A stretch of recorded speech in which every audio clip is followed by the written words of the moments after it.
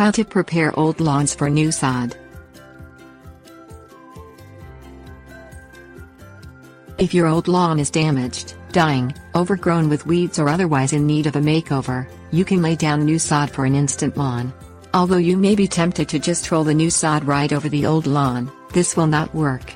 Before laying new sod, you must completely remove the old grass so that the sod has fresh, clean soil to grow on. Things you'll need: sod cutter, wheelbarrow, dumpster, rototill. Amendments as needed: rake, lawn roller. Rent a sod cutter to remove the grass and its roots.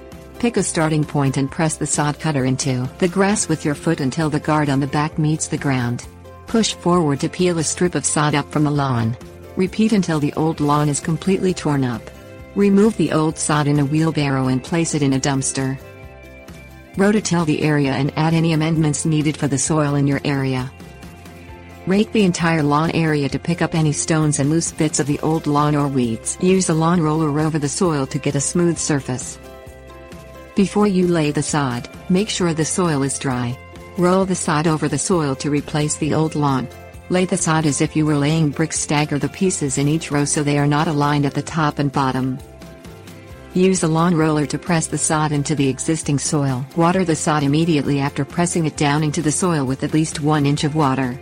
The water should soak all the way through the sod and into the soil below. When starting new sod, it's important to water the lawn in this manner every day for the first 10 days. Tips: warnings.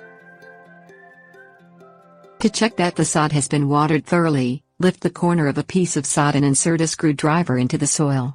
If you meet resistance when you push in the screwdriver or the soil isn't moist, the sod needs more water.